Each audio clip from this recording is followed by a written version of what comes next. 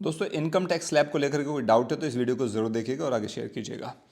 First case, अगर income है आपकी लेस देन और equal to 12 lakh per annum, मतलब एक साल में 12 लाख या उससे कम आप कमा रहे हैं, 12 लाख तक, 12 लाख तक एग्जैक्टली, कोई टैक्स नहीं है, जीरो टैक्स।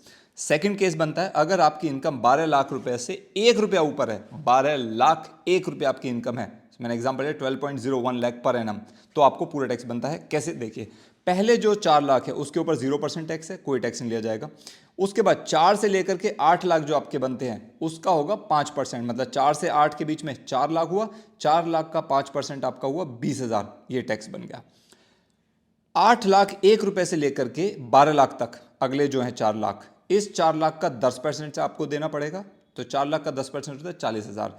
तो टोटल टैक्स अगर आपकी इनकम 12 लाख 1 रुपया तक है तो टोटल टैक्स मोटा मोटा आपका बनता है 20,000 प्लस 40,000, कितना को टोटल 60,000 का टैक्स बन जाता है। इसमें साथ में रिबेट भी है, सरकार भी रिबेट भी देगी, ध्यान रखना, स्टैंडर्ड डिडक्शन भी है, 75,000 के आसपास शायद बता रहे हैं, वो एक रिसर्च के विषय है, ठीक है। तो मोटा मोटा ये बनता है। इसके बाद रिबेट भी है तो शायद आपको 1 रुपया भी ना देना पड़ेगा, 75,000 हो जाता है, तो वो डिपेंड करता है स्टैंडर्ड डिडक्शन। ये 87A का एक क्लॉज है फाइनेंस मिनिस्ट्री का, तो उसको सीए और एक्सपर्ट्स आपको ज्यादा बेहतर तरीके से बता पाएंगे, ठीक है। मोटा मोटा आप ये समझ सकते हैं कि ये टैक्स इतना बनता है, उसके बाद रिबेट अलग मिलेगी। अच्छा, अगर आपकी सैलरी 12 लाख से 16 लाख के बीच तक अगली ब्रैकेट में जाती है तो 12 से 16 लाख के बीच में बनते हैं फिर से 4 लाख, इस 4 लाख का अब 15% और ऐड हो जाएगा, तो 4 लाख का 15% होता है 60,000। तो आपका टैक्स कितना बना, 60,000, तो ये 12 लाख तक का था, प्लस में ये वाला 60,000 ऐड हो गया, तो 16 लाख तक की सैलरी पे आपको टैक्स देना है 1,20,000। मैं दोबारा बता रहा हूं, इसमें रिबेट और डिडक्शन की बात नहीं की मैंने अभी, ठीक है।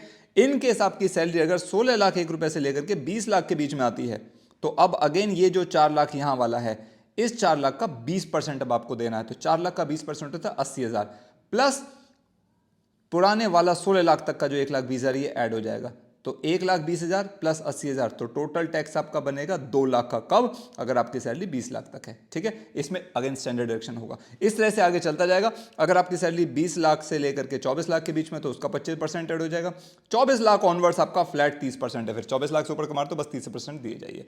आई होप वीडियो आपको पसंद आई होगी, दूसरों के साथ शेयर करना, उनका भी काम आएगी। Thank you so much, take care.